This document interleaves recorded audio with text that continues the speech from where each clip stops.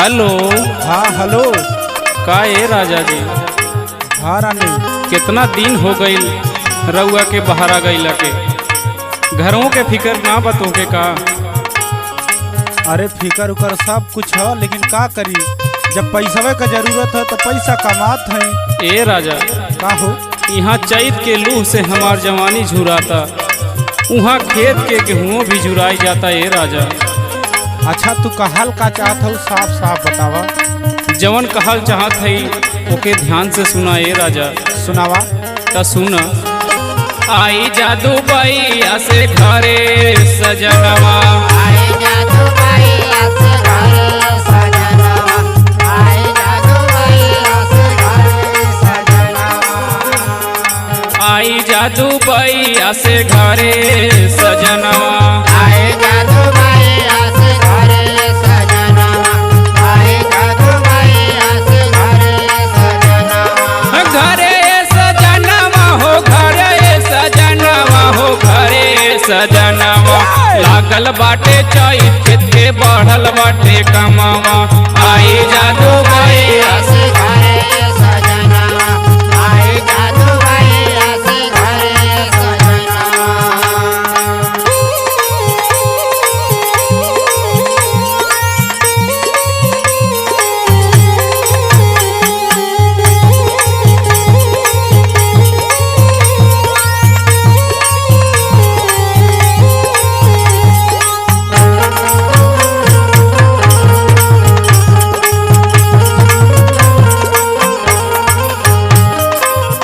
ए राजा का हो रानी?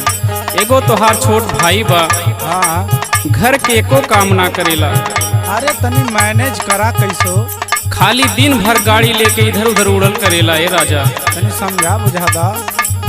ई घर के काम हमसे अकेले ना होई। तो मजदूर लगाला ना अकेले कपैबू। ठीक है राजा तो सुना। सुनावा। ए घात बाटे इतना नहीं मिले मजदूरवा, मिले मजदूरवा नहीं मिले मजदूरवा, मिले मजदूरवा नहीं मिले मजदूरवा, ए नैहर में कटिया के सिखनी ना सहुरवा, सिखनी ना सहुरवा हो, सिखनी ना सहुरवा, सिखनी ना सहुरवा हो, सिखनी ना सहुरवा। ए राजा का हो रानी? ए घात बाटे इतना नहीं मिले मजदूरवा, नैहर में कटिया के सिखनी ना सहुरवा। मारेला पछुआ लूह लागे जाई जनवा हो, लागे जाई जनवा। आई जादू बैया से घरे सजनवा, आई जादू बैया से घरे सजनवा, आई जादू बैया से घरे सजनवा।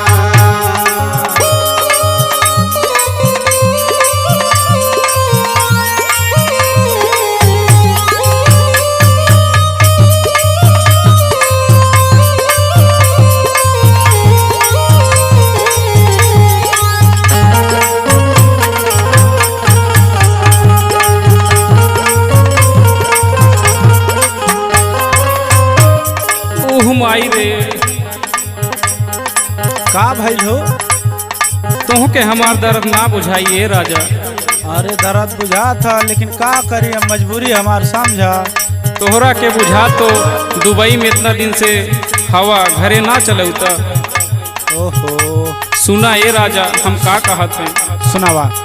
घरवा के काम का के रोज जाई थकी, रोज जाई खाती हो, रोज जाई खाती, रोज जाई खाती हो, रोज जाई खाती।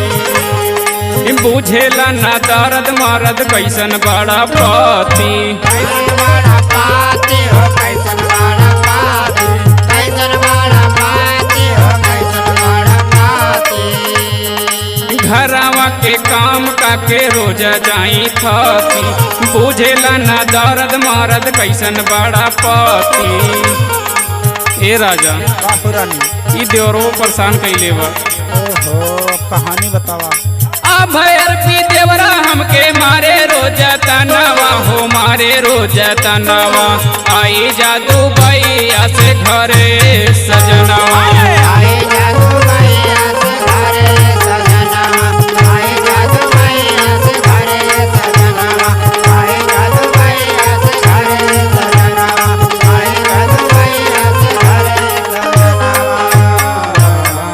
राजा, अगर तू दुबई से ना आईबा तो हमहू चल जाते नैहर। अच्छा घबरा मत, आज हम बात करत हैं सेठ से।